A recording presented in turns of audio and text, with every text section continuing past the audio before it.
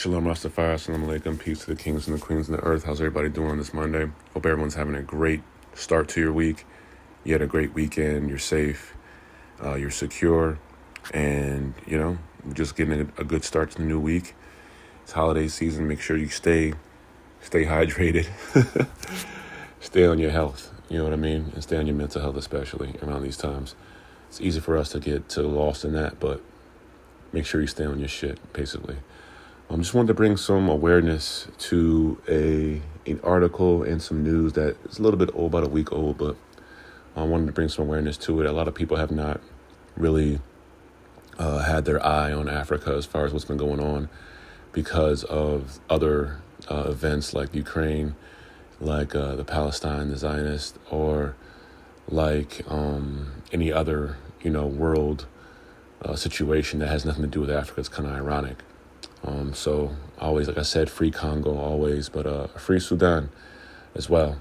And in Sudan, there have been over 9,000 people that have been unalived or have died. 4.2 million have been displaced, and 1.1 million outside of the country as well.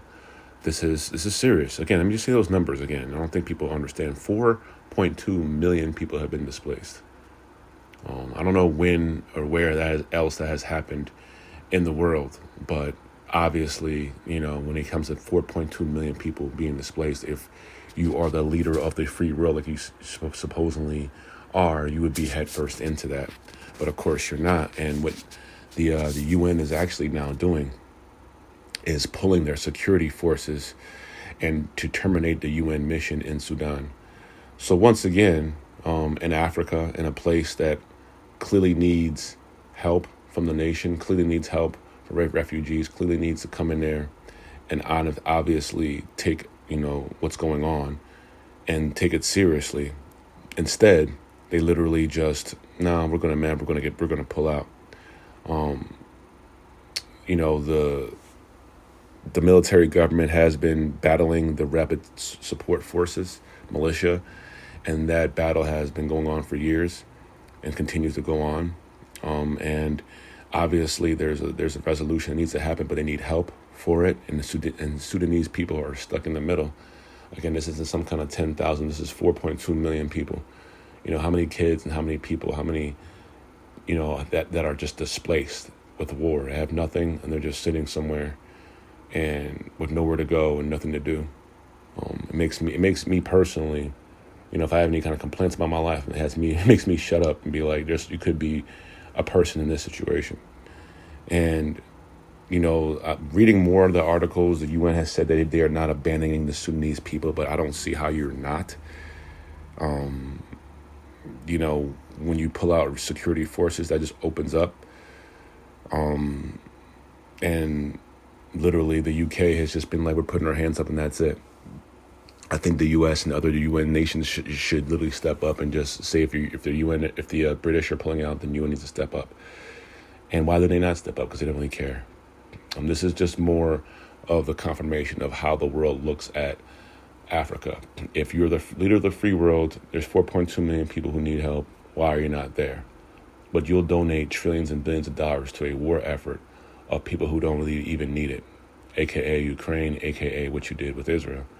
But you have not done nothing to Congo or the Sudanese at all. You haven't done anything. You haven't even really talked about it. You haven't even brought any awareness to it. Now, you might have some people, because you're part of the UN, you might have people on the ground level, but you really don't care. You're not giving billions of dollars for protection of those people who are displaced. It's just, or giving to people like Ukraine, who then come back and ask you for more. Literally asking you for more as if this is an open check. And we need more, after you gave billions of dollars away. So when the actions speak louder than words, we all know that. If you're constantly telling me something, but you're doing something else, or you're saying something to me, but I see you doing something else 90% of the time, I'm not believing shit you say, clearly. And I mean, every time you say it, it just irritates me. So really, when you hear some of these people talking about how they're the leader of the free world, you don't give a fuck. You don't care unless they have some kind of situation that has some kind of personal reason as to why you're doing it. You just do it, you support who you want to support, and you overlook the people who need more help than anything. When you start looking at these numbers, like why isn't the whole world coming into the aid of this?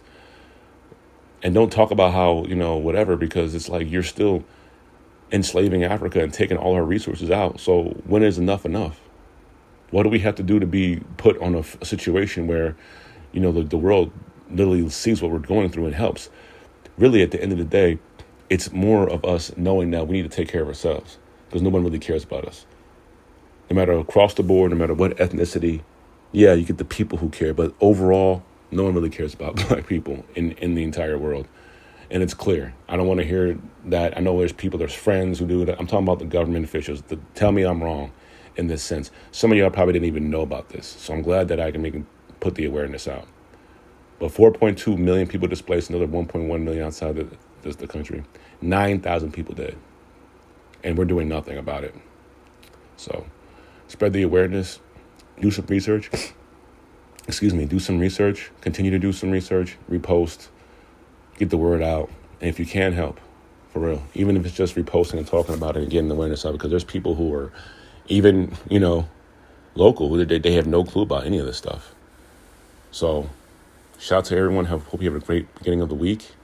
And let me know if you have any questions.